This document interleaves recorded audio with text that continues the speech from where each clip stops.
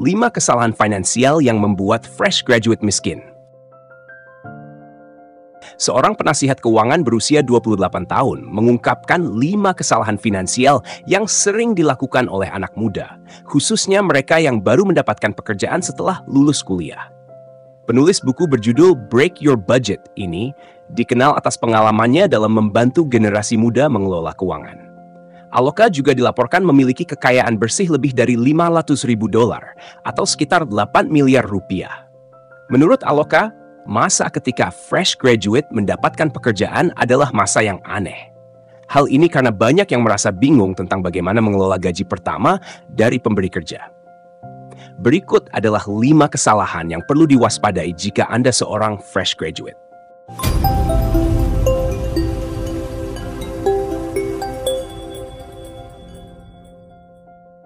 Nomor 1. Inflasi gaya hidup. Fenomena ini sering disebut sebagai lifestyle creep, yaitu ketika pengeluaran gaya hidup seseorang meningkat seiring dengan naiknya pendapatan.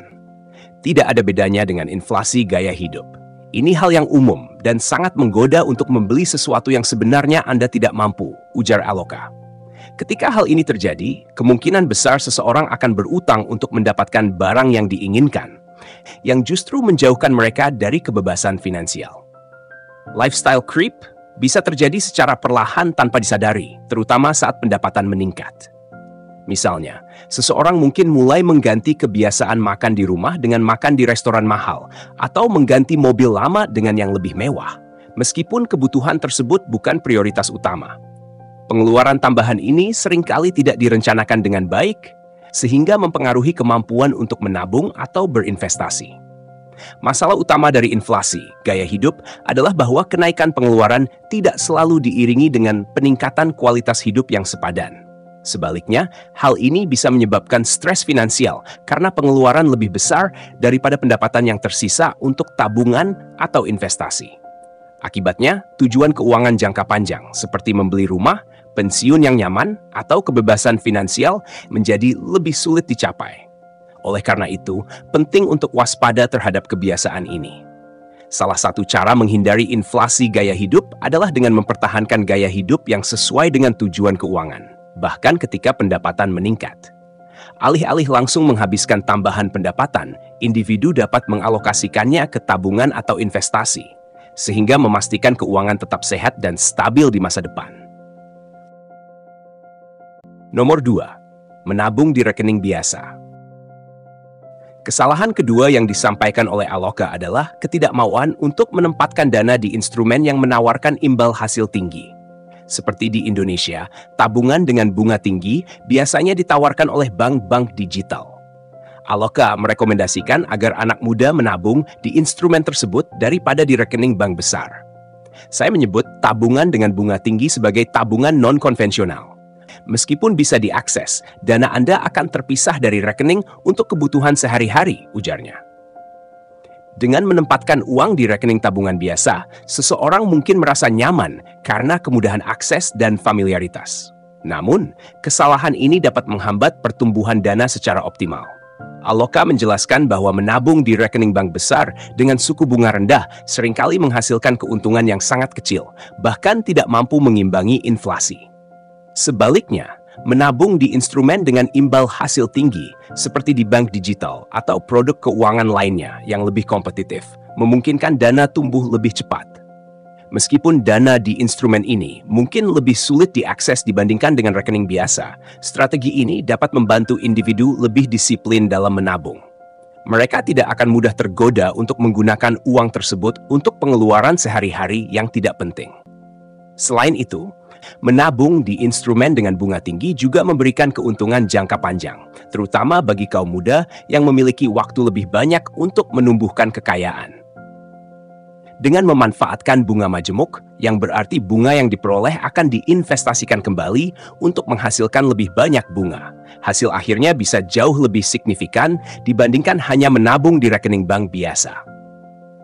Memilih instrumen yang tepat untuk menabung bukan hanya soal keamanan, tetapi juga tentang memaksimalkan potensi pertumbuhan keuangan untuk mencapai tujuan jangka panjang, seperti membeli rumah, pensiun, atau membangun dana darurat yang memadai.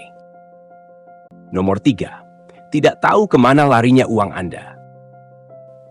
Ketika Anda tidak mencatat pengeluaran Anda, maka ada 99,9% kemungkinan Anda menganggap remeh pengeluaran tersebut. Sangat mudah bagi siapapun untuk membenarkan alasan pengeluaran mereka ketika tidak menyadari dampaknya terhadap kesehatan keuangan, tegas Aloka. Ia menyarankan anak muda untuk mencatat keuangan setiap minggu. Alokasikan hanya 10 menit untuk memeriksa pengeluaran, karena ini membantu menentukan pola pengeluaran untuk minggu berikutnya. Tidak mengetahui kemana larinya uang adalah kesalahan finansial umum, terutama di kalangan anak muda. Ketika seseorang tidak mencatat atau memantau pengeluarannya, mereka sering merasa memiliki kendali atas uang mereka. Padahal tanpa catatan, banyak pengeluaran kecil bisa terlewatkan dan perlahan menguras saldo tanpa disadari. Aloka menegaskan bahwa membenarkan pengeluaran tanpa pemahaman yang jelas dapat menyebabkan seseorang mengabaikan dampak negatif terhadap kondisi keuangan mereka. Tanpa pencatatan, sulit untuk mengidentifikasi kebiasaan buruk dalam pengelolaan uang, seperti pengeluaran berlebihan untuk hal-hal yang tidak penting atau utang yang terus bertambah. Ini dapat menghambat kemampuan seseorang untuk menabung, berinvestasi, atau mencapai tujuan keuangan jangka panjang.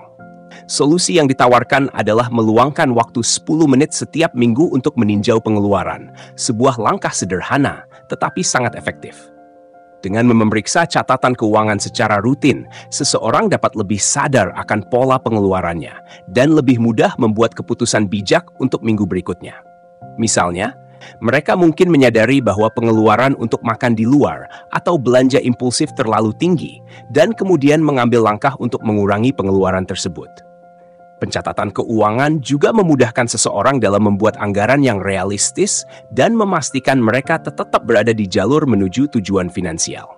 Selain itu, kebiasaan ini meningkatkan disiplin dalam mengelola uang, sehingga kesehatan keuangan menjadi lebih stabil dan terencana.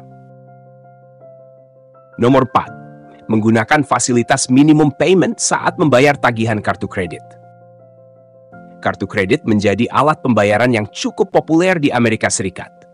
Fasilitas pembayaran minimum memang tampak dapat membantu dalam pengelolaan arus kas keuangan pribadi. Namun, hal ini bisa membuat utang kartu kredit Anda tidak kunjung lunas. Pada bulan berikutnya, sisa tagihan yang Anda bayar dengan fasilitas ini akan ditagihkan kembali, ditambah bunga dari bank. Jika dilakukan terus-menerus, beban bunga yang harus dibayar dapat meningkat dan utang Anda semakin membesar. Meskipun menggunakan fasilitas minimum payment terlihat sebagai solusi untuk arus kas jangka pendek, sebenarnya ini adalah salah satu perangkap finansial yang dapat memperburuk situasi keuangan Anda. Ketika hanya membayar jumlah minimum, sisa utang yang belum terbayar akan terus bertambah dengan bunga yang tinggi. Seperti yang telah disebutkan, pada bulan berikutnya, Anda tidak hanya harus membayar sisa utang, tetapi juga bunga tambahan dari total tagihan yang belum lunas. Bunga kartu kredit umumnya memiliki suku bunga yang cukup tinggi, sehingga dalam waktu singkat, jumlah utang dapat meningkat secara drastis.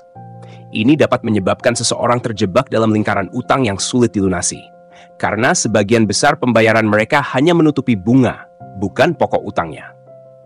Selain itu, penggunaan fasilitas minimum payment secara berulang dapat merusak kesehatan kredit Anda.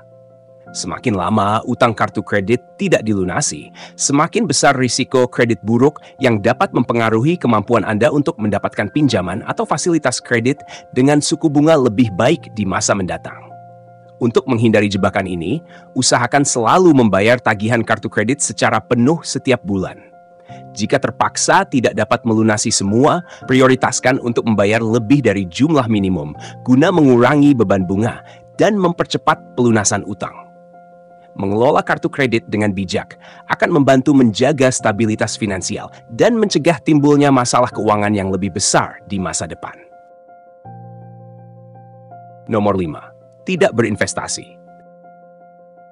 Meskipun Anda hanya berinvestasi dengan $5 sebulan, Anda sudah melakukan hal yang luar biasa, kata Aloka. Menurutnya, berinvestasi di usia muda memiliki banyak manfaat, terutama untuk masa tua. Oleh karena itu, tidak perlu menunda-nunda untuk memulai investasi.